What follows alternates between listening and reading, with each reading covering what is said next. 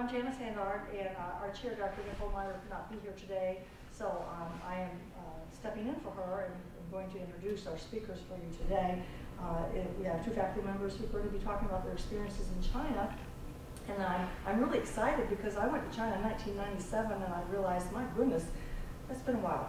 So I'm sure things have changed since I was there, and I'm really excited to hear about their more recent experiences to compare them to my experiences. So, well, first I would like to introduce Stacy Pettit, and she is completing her second year as Assistant Professor of Teacher Education at Georgia Regents University. Her research interests include teaching English language learners in mainstream classrooms, particularly middle school mathematics classrooms, and using social media in the education. Stacy has been a member of the China International Relations Working Group since the fall of 2014, and she is leaving on May 9th for a 10-day site trip visit to Shanghai and Beijing, to visit universities and schools in order to strengthen partnerships and map out possibilities of student study abroad opportunities. That sounds fantastic. Study abroad is always fun. And Dr. Juan Walker is an assistant professor of curriculum and instruction in social studies at Georgia Regents University. He teaches social studies. He teaches social studies and curriculum, serves as a secondary program coordinator. His research interests include inquiry, learning methodology, and social practices and integrations in social studies. Dr. Walker is also the recipient of the Waynesboro University Teaching, with Primary Sources Grant. And Dr. Walker uses these funds to advance his research, producing professional development and workshops for teachers in the Augusta area, and presents as a great guest lecturer on topics ranging from meeting the demands of the new C3 framework to the new Georgia milestone testing system. He was in China from fall 2008 to summer 2009, close to 1 year, and that's very recent too, so I'm very excited to hear from both of them. So thank you very much, and all please welcome our speakers. I'm not sure who's going first. I should be able to do it. So this is basically our experience in China. I know for myself, I was actually a sophomore in high school, and I was invited along with other students who were studying Mandarin to go to China for a year. There was about 11 students that were interested. I'll be honest, there was a really cute girl that was interested. That was the main reason I wanted to go. We found out how much it was going to cost. I was lucky enough that my uncle knew somebody in the Rotary Club, and the Rotary Club is great about providing financial assistance for traveling abroad, and so they were able to pay for my visit. However, the other people that were going were not able to cover the cost, so I was the only one who went. So I went by myself for a year. It was a wonderful experience. So in 2008, when I was working on my research, which was looking at patriotic education in China, I went through a similar process. I looked at the same university that I went to, and coincidentally, University of Alabama, that was our sister school. I know I'm going to say this incorrectly, so I apologize, but it's Münster, which is supposed to be Central University for Nationalities. So my host Ed was there. He actually named me Wei Hong Wen. I know I'm saying that incorrectly, but that means Phoenix Scholar, because when I was in high school, I really liked history, and I was really passionate about it. Told him I wanted to teach history in some way, shape, or form. So he named me the Phoenix Scholar.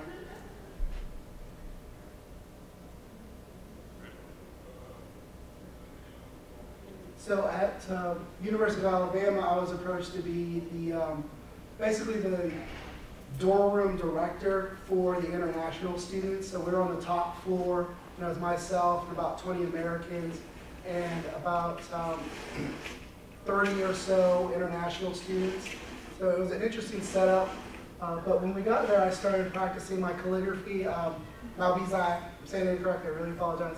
But I learned from this great master, and we would go and have these lessons, and it was just wonderful. I was not gifted with it. There are some people that are incredible. Like, I would come in with literally like a little scrap piece of paper like that, and the other students would come in with these huge scrolls that would stretch across like that. I mean, just amazing what they could do.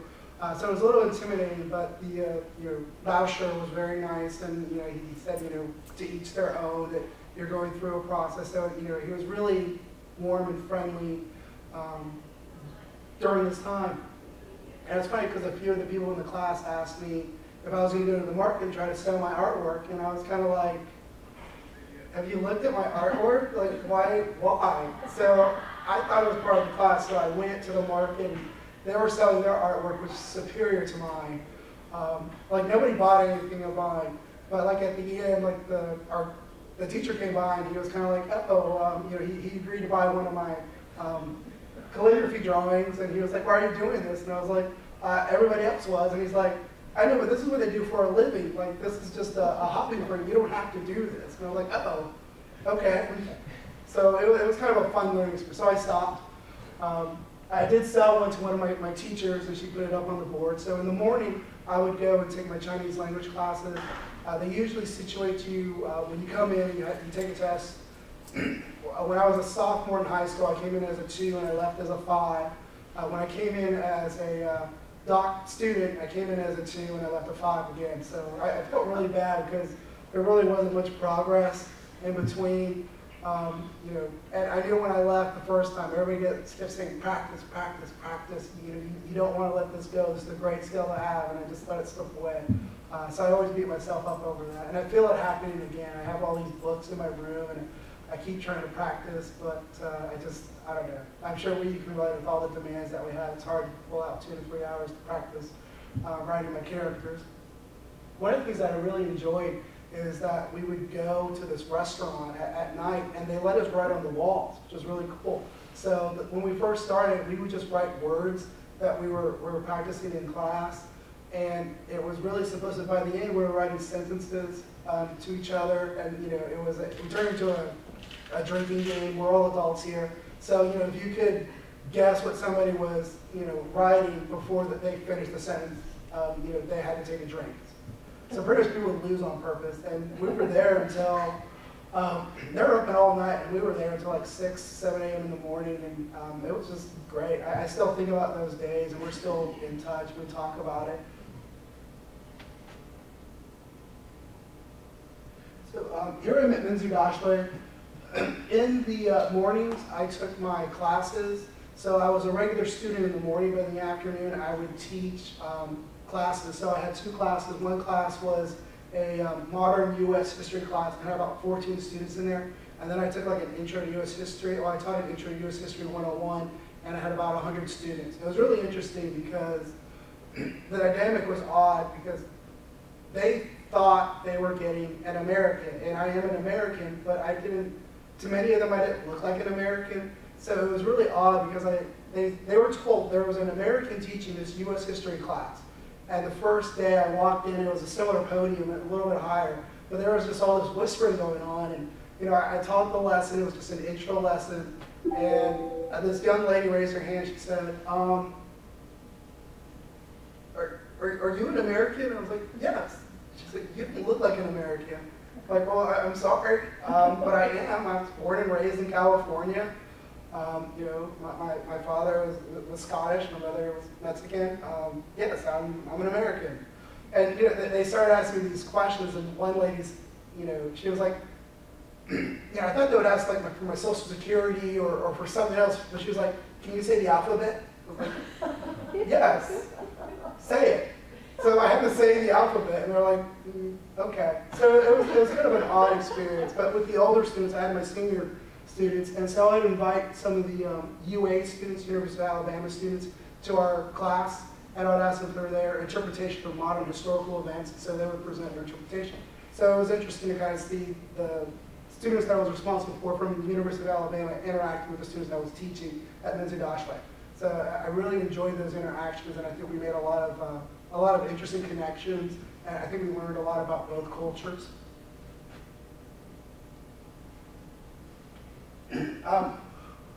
I picked up a hobby. I started learning how to fight with traditional weapons in China, but the only problem was we had this master who was a great master, but he had these young girls, and we just called them the sword girls. And so they would train us. So we had sticks. They would give us these sticks, and the whole time they would just yell at me, you know, in Mandarin because my form was horrible, and they were just constantly trying to correct me.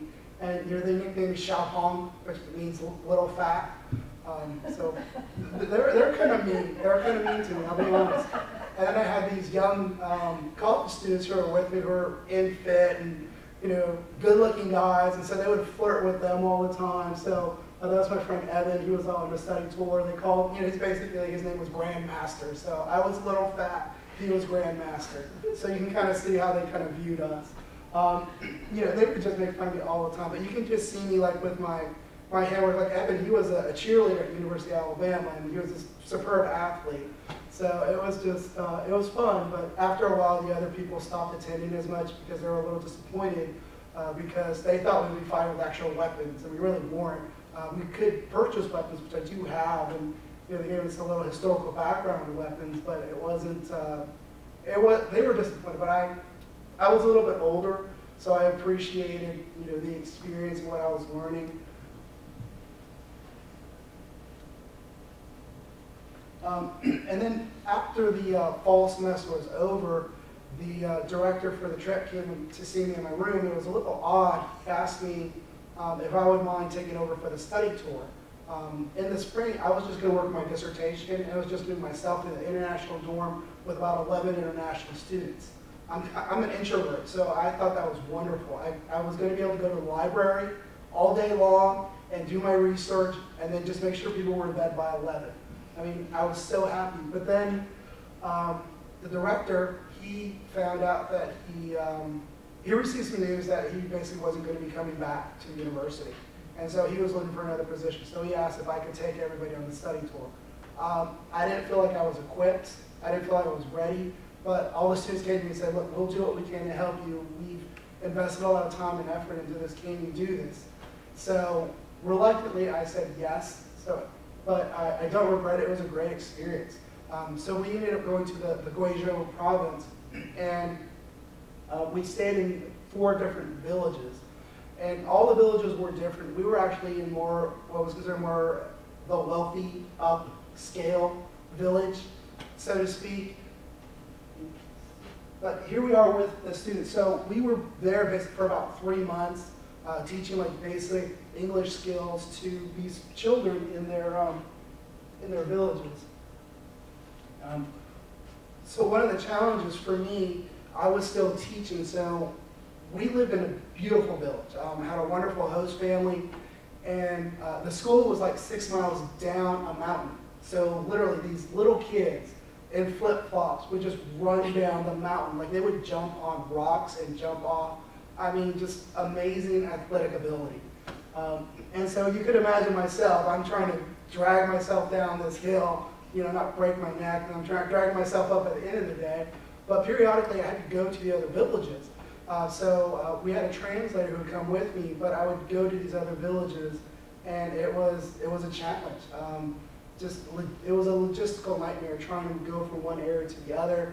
There were areas where I would stop and I was questioned, I was showing the papers. There was one place where we stayed in a hotel for a night because it was a long trip, and somebody said our papers weren't correct, so they asked us to leave. So it was a challenge just getting around. And like I said, I had a translator, but his English was about as good as my Mandarin, so it wasn't the best combination. But we also had some interesting challenges, like these areas are built in a particular way. We had a number of college students. So when you come to the villages, they welcome you. Like they dress up in this great regalia, it's beautiful. And they give you alcohol, like they make their own alcohol. So every time someone greets you, they give you alcohol. So you can imagine having to do that, like how challenging it's going to be once you actually get to the top.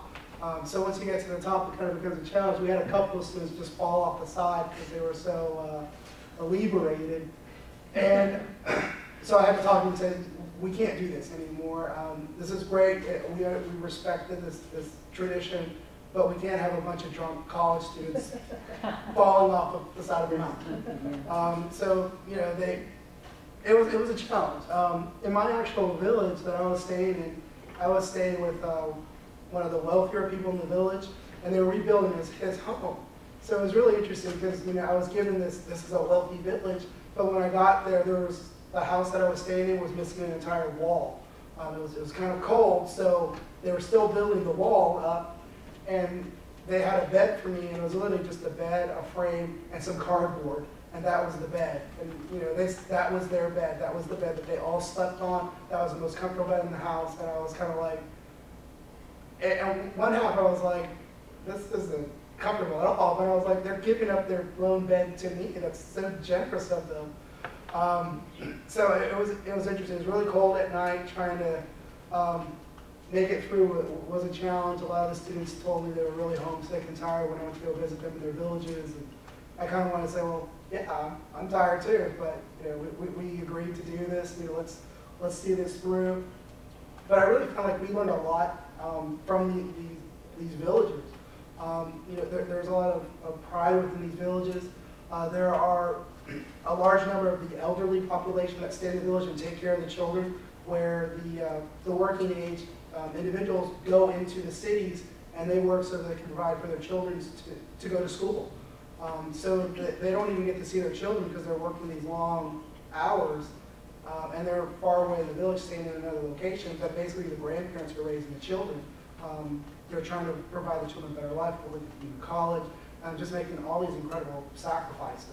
So it was really moving to see that. And I think like when we got to the end of the tour, a lot of the students, I think they grew as people. They were a lot more mature. And it was interesting because we had a situation, so to speak, where they had Coke. And we were there for about a week, like Coca-Cola. And a few of our students were fighting over it because it had been a week without Coca-Cola. And so they were just being really aggressive with each other. And I just said, guys, it's only been a week. Like, I mean, can you imagine? Like, they went and got this for us. Like, they had to go in the city. Like, this is a rare treat for them. This isn't maybe once or twice a year. Okay, and you're complaining because it's been a week. So they're kind of put that in perspective. I think as we progressed, we went to other areas, and you can see they were maturing. So that was nice to see. We actually went to the base of the Himalayan mountains, and there was a group of individuals who have not seen anybody outside of their village since 1982. So we were the first visitors they've had in a very long time. And so when we got there, it was interesting because a lot of what they knew about Americans was, about 30 years old. So that they were a little out of touch with our current events. And so we were filling them in on a number of different things. But there was this really cool Sherpa, and I'll never forget this because, we're about to just start going up the mountains, to the base portion, and he was kind of like, I won't say it in Mandarin because I'll butcher it, but he was like, you're not going to understand this mountain until you climb this mountain. I can tell you everything about this mountain. That doesn't mean anything. It's not until you climb it that it means something. And that's probably like one of the most powerful statements I've ever heard, and that applies to so many different walks of life. You're not going to understand this until you actually experience it. I can tell you, but it doesn't mean anything until you go through it. I was like, wow. I mean, here's a person who's lived in this village, who's been isolated, and I think those are like the greatest words of wisdom I have ever experienced from anybody. This was not an educated person. So I was really moved by that. And I think lots of times when people travel abroad, there is this perspective that, you're there to kind of help them, whether it's you're going through a program where you're trying to help build a church, and sometimes, not all the time, sometimes people have these perceptions of you're going to give to them to make their lives better, but I think there's a give and a take. And, I think they were making our lives better as much as hopefully we were making their lives better. Towards the end of the trip, this was kind of the neat part. Like, we had come back and we were getting ready to say goodbye. One of the things that I got to do is I had a friend who lived in Shanghai, and he invited me to come visit him. So towards the end of the trip, they had to sign a document pretty much saying that they could stay in the dorms, but that University of Alabama and myself particularly were no longer responsible for their safety if they chose to stay. So it was kind of bittersweet because I had been responsible for these people for a long period of time. So once they signed that document, it was like, okay, bye. But it was kind of like I was saying goodbye to my kids. It was kind of a sad, happy thing. And it's really interesting because they'll still call me and ask me like basic like life questions, and, you know, and they're a lot older now.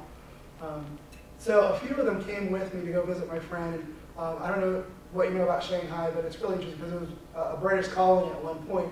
And on the left side of, you know, the main area is you see all the colonial architecture, but on the right side there's the modern Chinese influence. They have, it's referred to as the bun, and you have the pearl, which is the long stick going all the way up.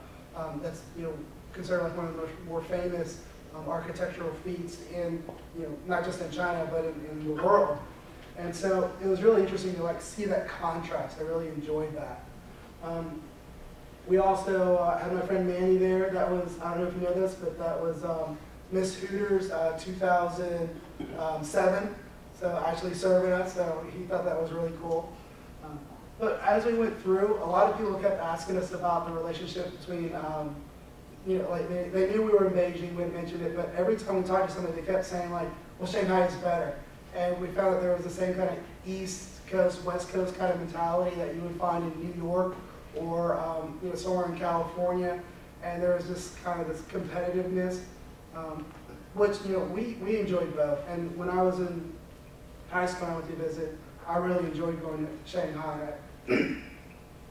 As a history person, I enjoyed the contrast.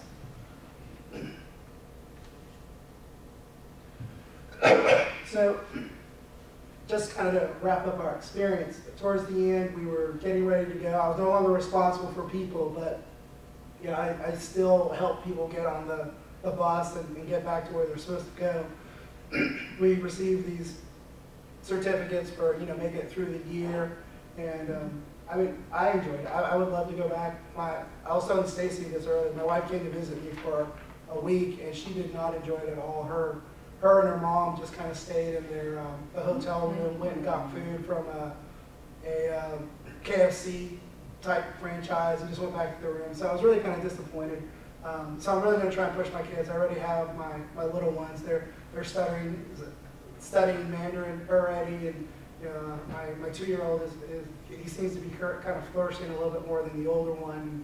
He seems really excited about, you know, the process. So I'm really excited to kind of see, and hopefully they'll want to travel as well, and you know, enjoy a similar experience.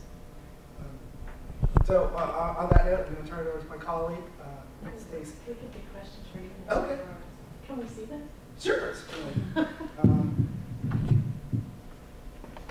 These, I was told that these blades were traditionally developed for agricultural purposes, but that if people were going to be attacked, that you could turn the blades into weapons. So you could be, you know, cutting something, and if someone's going to attack you, you could defend yourself. I know just enough to get beat up, so I don't necessarily have to demonstrate anything for you.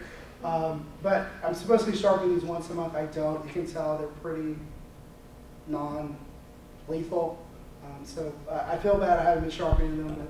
But, I don't know. I have small kids, so I probably don't need these to be sharpened. Was it a problem getting it back from the plane? Was it a problem getting them back? No, actually, it was pretty simple. I had this. Actually mailed a lot of things back, which was expensive. But when I came back, I had like these.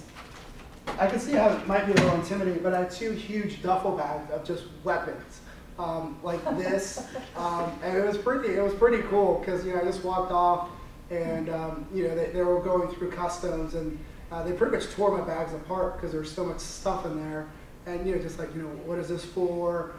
You know, are you a collector? And I was like, no, I just, you know, I like these weapons, and, you know, they just said okay, so it wasn't that big of a deal.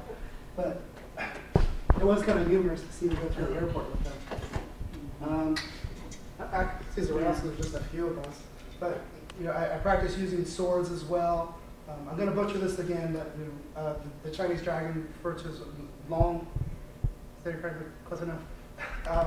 So I practice using these weapons. This is, I was told this is more of a female type sword. I don't know if that's correct or not.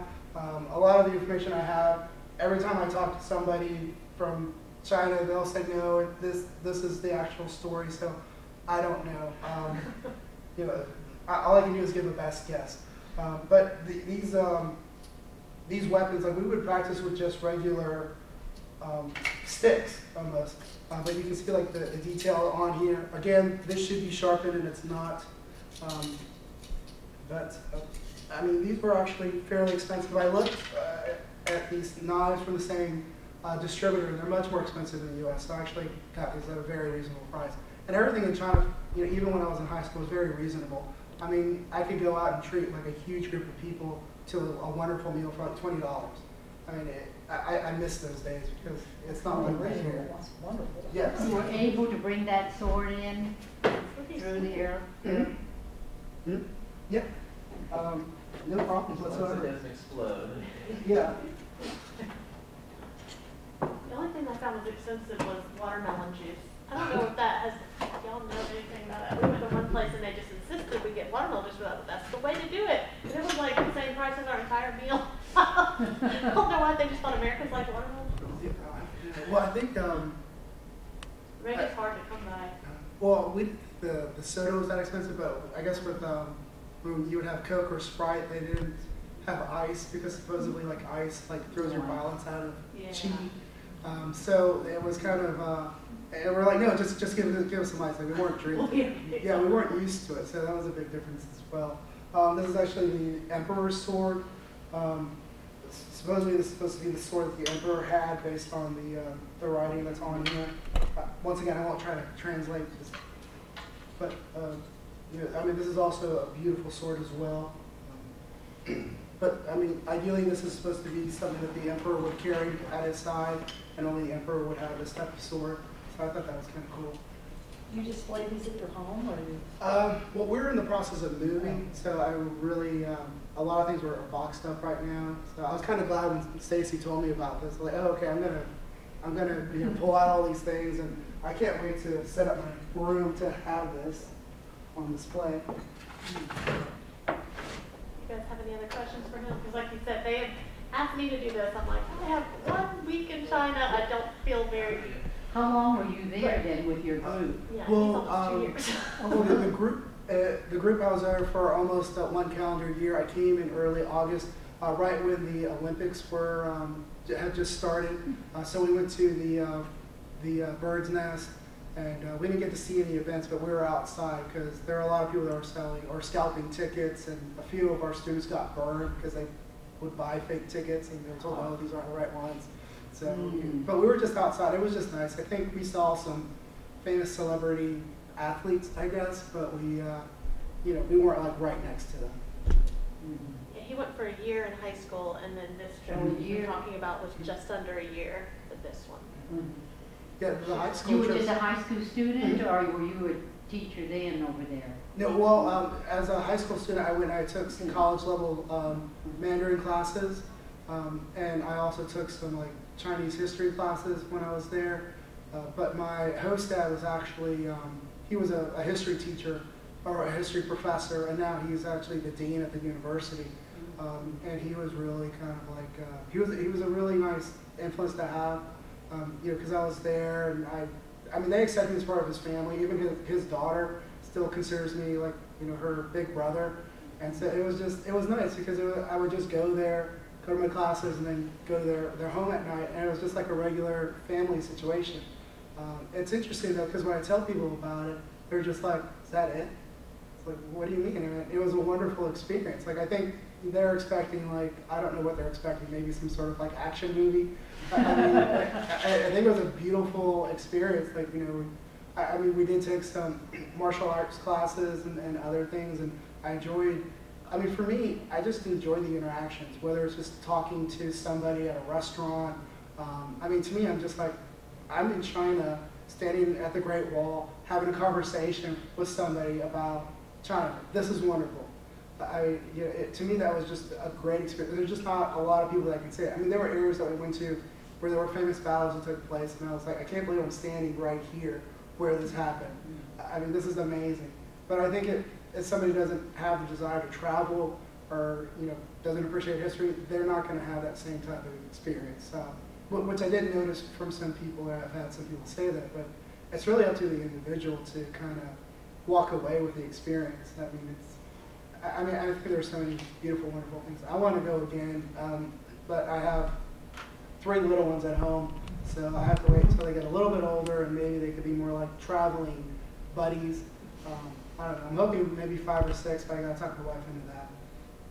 The desire to travel and see is up to each individual.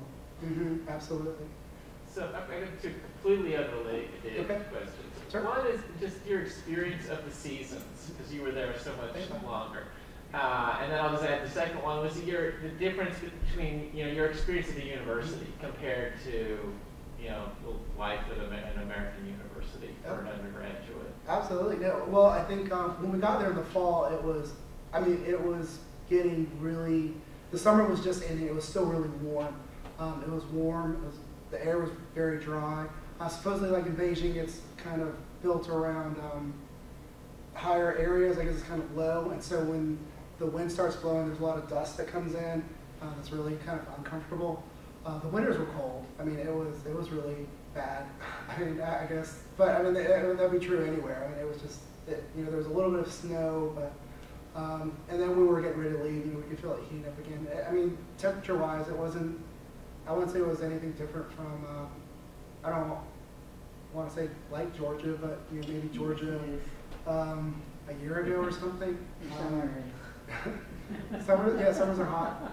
Yeah, I mean, I think they're pretty brutal here. I think they're equally brutal. As far as my, graduate experience, it was interesting because like when I went there as a student, are you talking about like just university versus university? Or? Yeah, however, I mean, take it where you think it would be Okay. most interesting.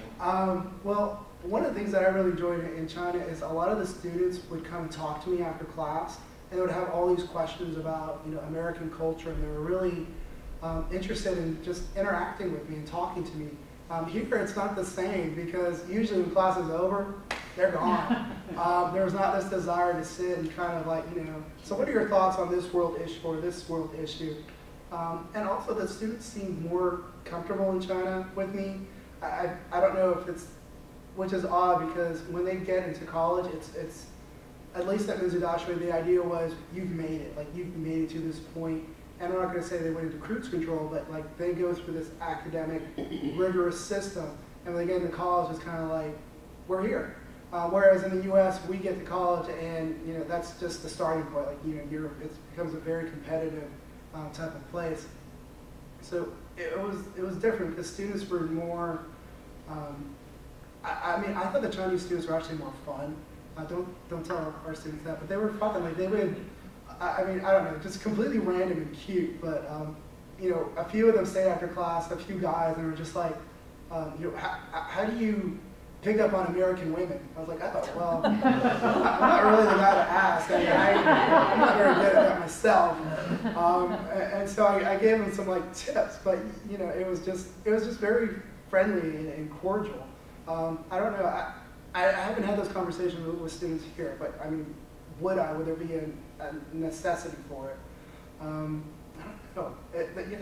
There's a lot of differences between how our students act and I can't speak for everybody because I haven't been at every university, but just comparing like Georgia Regents and University of Alabama to Minzu Dashway, it was just, I don't know, it felt different, but a lot of people told me when I came back I was going to experience reverse culture shock, which I did. Because I came back and nobody cared what I had done. Nobody, like literally, like when Stacy asked me to come talk, I was like, yes. Nobody cares. Like, I mean, when I got back to University of Alabama, all my friends were still there. We just sat down, and I had been gone for a year, and it was like I had never left.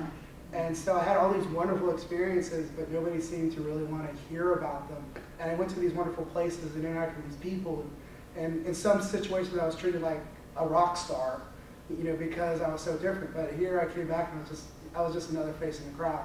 So I don't know, it was different. So I really do kind of miss those experiences. And I encourage anybody who wants to travel abroad to please do so. It doesn't necessarily have to be Japan or China or anywhere. Just try to go and expand your horizons as much as possible. What do you think about our students doing what your Alabama students did? Do you think they could? I think they could do it. I know Dr. Yamaguchi is taking a group of students to Japan for a week. I mean, to me, that's kind of study abroad light. I have a hard time with that. I think we had a meaningful experience because they were in a number of different areas. I mean, they were in Beijing, they were in Guizhou. They interacted with so many different people, so many different walks of life. You know, there wasn't an escape route. Like, you know, once we got there, I said, we are here. You know, you have to deal with this environment. You can't just, you know, it's easy to just say, oh, I'm just going to be here for a week. You know, I'll just talk for a week and leave. You know, they didn't have that option. Like, they had to, you know, be absorbed. You know, I mean, there were students that wanted to go to a restaurant, and I would tell them, you have to order your own food. And, you know, based on their level, I would say, you know, if you're a level 3 or 4, you have to actually order the item. If you're 1 or 2, you can just say or son, you know, and that's fine. But you know, they had to expand themselves, and I think we could do it. I would like to see it. I would be excited. I mean, I know there's been interest mentioned in that, and I think we would. I think we're a good university, kind of. You know, what's the word? Distinction or extinction? I think that would help distinguish us in a positive way. Absolutely. Do many of them speak the language before they go, or have an idea?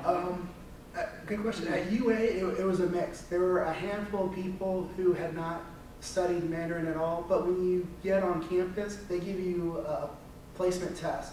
And so if you're a level 1, you're a level 1. If you're a level 5, you're a level 5. So we actually had a few students who took Mandarin in high school but didn't take it in college, but still wanted to come on the trip. And they came in as like a level 2 and they left like a level 5.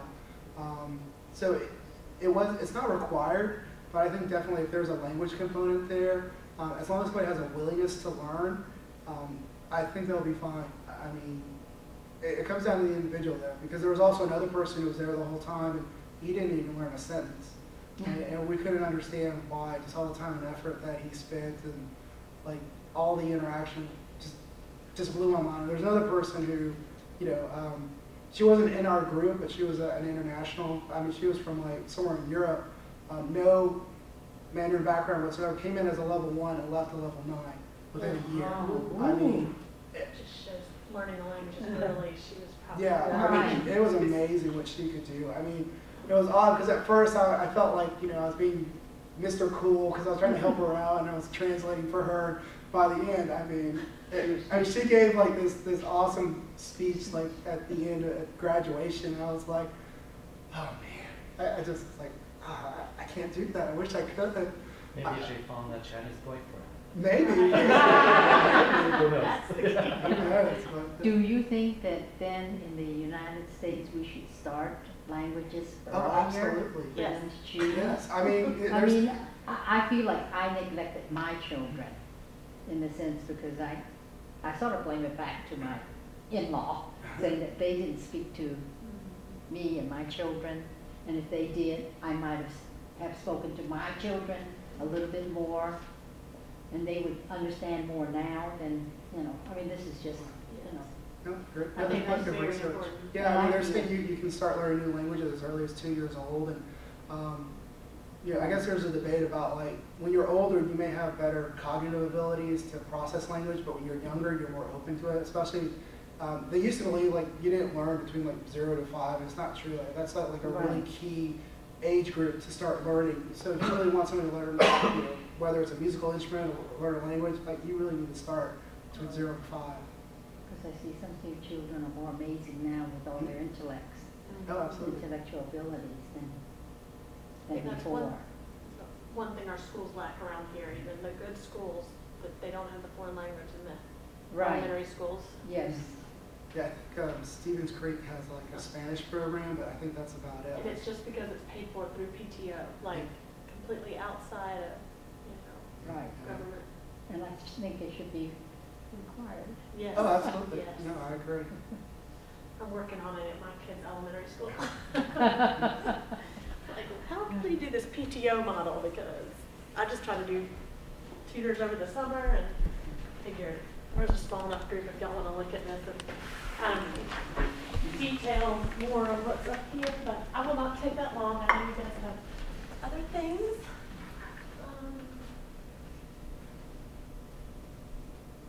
Like I said, I'm always happy happy to present when people ask me to, but I do feel a little underqualified in this respect. The extent of me trying to learn the language was just listening to the DVDs, you know, for weeks beforehand and on the plane over. But this for me, basically, I just always loved traveling. My husband and I like made it a goal. We're like, we're going to go to every continent other than Antarctica, and we hit everything but Australia when I got pregnant with my first. So we thought, Australia, that's a good one to put. We did it till last because we thought we could take kids there the fastest. So this was pre-kids, just like his story. But my father-in-law actually was born in China, and his parents were missionaries, and so this was his first trip back. So he came with us, and his brother came. So that was really neat too. We got to like pass by the hospital where he was born and stuff. So it was a 12-day, just completely tourist version of zip around, Americanized, hit all the cities. I really didn't think I'd ever go back, but I'm thrilled that I did get this site grant from Study Abroad to go check it out this summer. So Dean Cindy Chance and I are going to go coming up really soon, May 9th. So hopefully we will make it a study abroad option. Not this summer, maybe the next summer. They wanted to give a little space in between Japan and China, although they're very different. They were afraid that maybe our students wouldn't be ready for another Eastern destination. But just overall, I mean, you guys probably know the map as well as I do, but you know, we did Shanghai and Beijing and Xi'an and Hong Kong. So I guess that's what was, did you make it to Hong Kong at all? I did not. I did have some Hong Kong currency though. Yeah, I've got some money in there. But, one of our first places we went to, so my father-in-law's father, you know, gave us some advice since he had lived over there, and he told us we need to go see this 9-dragon screen. There's 600 dragons on it total, and it's decorated on both sides. And the words I have down here is going to be very informal because I just copied and pasted from the journal I wrote. Never thinking this was going to be a professional presentation. This was just a fun trip with family. But, I'm a Mac person, so I'm like, what? So the Forbidden City, just kind of our impressions of it. From a tourist point of view, we just thought, you know, we went through the Lonely Planet, got my little guys there, my papers ripped out, we thought, check it off in half a day, but we stayed till after 3. We really enjoyed how there was audio guides that had the little lights where you could go and hear about the different things, so I would definitely recommend that to be able to, especially get the history. I'm a math person, so I don't have a lot of history background. So that's us in the rain there in Forbidden City. We went to have some duck at somewhere that my father-in-law had picked out. I don't know if some of you have been around since the Ed Pettit days, but that's my father-in-law, if you didn't know. But, whoops. So there's him eating duck. But, so it's kind of like mushu, where you have the sauce and the celery and the garlic and onions. And they were always really good about wanting to serve us and figure out, like, I know that I was not doing things correctly. You know, one restaurant we went to was really off the beaten path. Some taxi driver just said, this is good, and we're like, let's go. And the whole time we sat there like afraid to move, because anytime we do something, they'd rush over and do it differently. So I'm going to try to read up a little more about the what is correct with how to eat and all those sort of things before I go this time, hopefully. And then, of course, the Great Wall. This isn't a picture I took, but just a little background. I didn't know who would be in here, but I'm hoping to really entice some of our students getting to see one of the wonders of the world. Here's some of our pictures. I mean, we very much enjoyed it. I think there's a lot more in there. But yeah, I love that one picture at the top right. It's like we're the only people there. Obviously, you have to see the Great Wall to get to China. The Temple of Heaven in Beijing. Not as many buildings. I think, you know, after going to Forbidden City, we were like, oh wow, the structures, there's not as many, but there were still lots of parks around, a large park around it.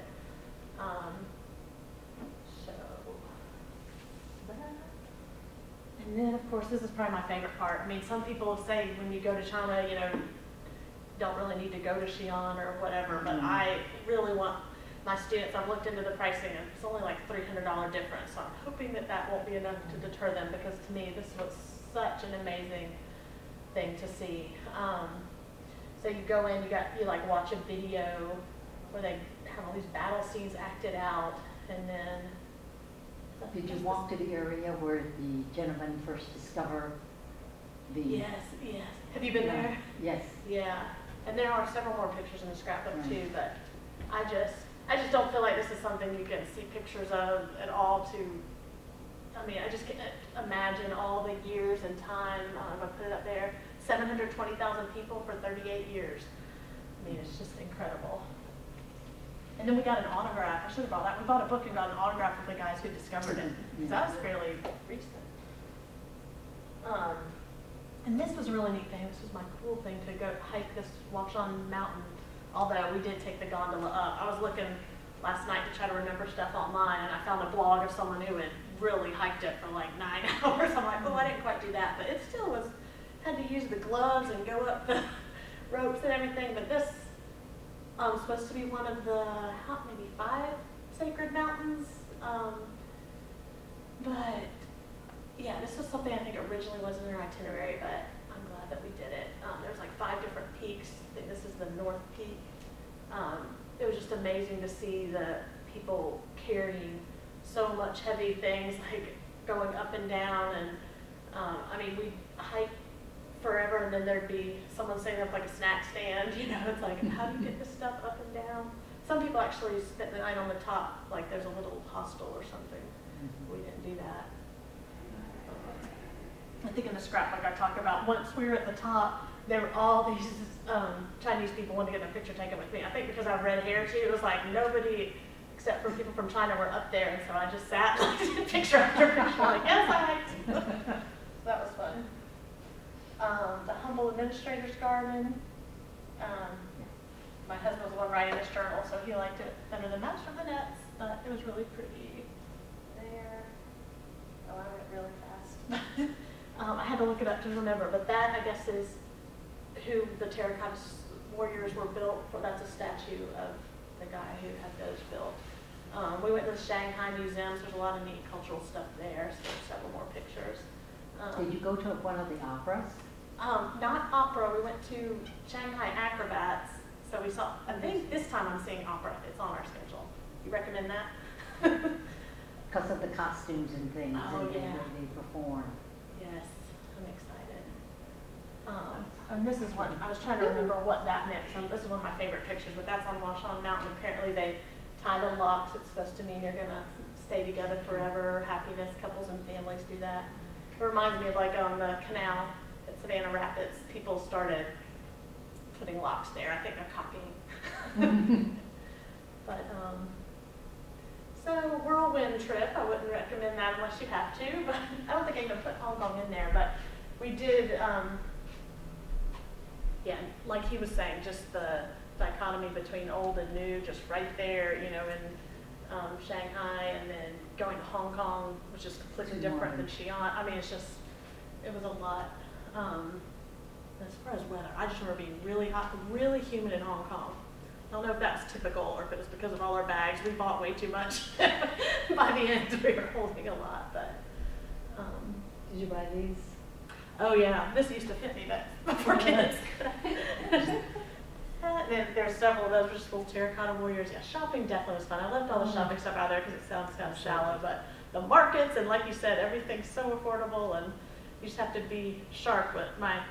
Mathematical. Yeah, my husband's uncle that went there, he's from Texas, he's a little slow. He got ripped off a couple times. We're like, what did you just buy? For how much? Like, he mixed up his zeros, so. And one time, they were like, we'll throw in batteries for you. We got back and he just smashed the batteries. They were like hollow inside. But yeah, really cool. North Face and Polo and lots of good stuff. Since some of you studied history, what is the tallest mountain in China? I do not. I do not Do you know. know the tallest mountain in China? Do you know? No, I Was do this a not. quiz? We can Google it. I only know Yeah, Mount Fuji. He's got it. But yeah, like he said, I mean, traveling is just amazing. That's why I need to check it out and find out. Go anywhere, anytime. Yeah, so what did you propose for your students? Where did you lay out the trip to? basically it's going to be a lot of what I'm doing this summer, except we're just not doing Xi'an since we had both been there. We felt like we could cut our costs a little bit with that. So I was making it Beijing, Shanghai, and Xi'an. And, you know, getting to see the Great Wall and things like that. But then this trip this summer is we're doing a lot with the universities and the schools, which is something I didn't do at all. So we're hoping to meet people and have those connections so that they can visit and actually learn about the education system. So. Writing to the universities and asking for suggestions of students to help out will eliminate some of it. I know that's what I did when I was traveling. Okay. And, I mean, I did travel with students, and this Right. is on my own that I got, you know, personal connections that way, and invited to the homes too, and spent the night with the family and all. So that's what, you know, you have to do ahead of time Yes. in order to get all this connection. We do. We're pretty taken care of on those university days. There's like Cindy Chance and new people from previous visits, and so we've been Right. trying to set things up. So, you know, once they found out we're coming, they're like, "Oh yeah, we've got you from morning till after dinner." So those days we just didn't plan anything else. So. Right, and they can keep you busy. They usually have it from 7 a.m. until midnight. Yeah. Because I've done that before. It'll be fun. But it'll be good to do that once to be able to then have a visual for preparing my students for what to expect. So yeah, it'll be my first study abroad proposal to put through. Hopefully that'll work out. Thank you. It's interesting and enjoyable.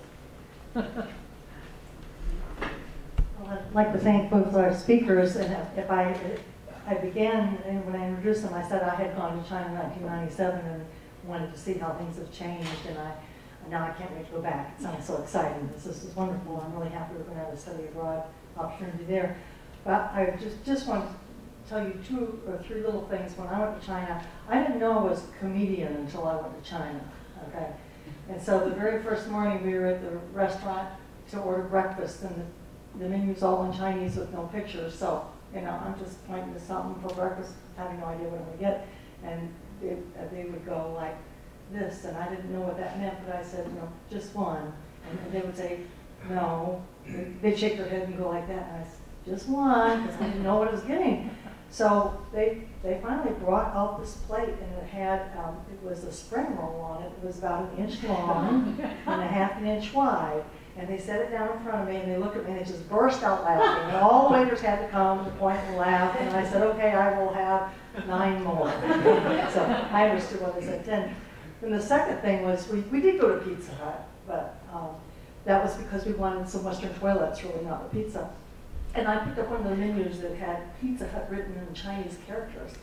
I was thinking, because I bought all my postcards, and I was going to send messages to all my friends and family in Chinese. So I very carefully copied all the Chinese characters that said Pizza Hut in China, and I did it on a postcard. And then, of course, I didn't have stamps at the hotel. I gave the guy some money, and he was put stamps on it. So we went and sat down, and he was putting stamps on them. He's looking at them like, you know, all of them say Pizza Hut. So he calls out all his friends, and they all come out, and they pass them around and laugh and hoot and holler. So, and then the last thing was I did lecture one day it was in Shanghai Intercultural Studies University, and so I went into the room, and it was, you know, full of Chinese students, and as I walked in, they all stood, and I kept walking, and they started clapping, and I turned around and looked, because I thought, well, maybe somebody came in behind me, you know, like the president or something, you know. And then I realized they were clapping for me. I thought, oh my goodness, well, they heard my my lecture, they're going to be booing me, you know. But that at the end, when I said, you know, thank you, they all stood up again and applauded.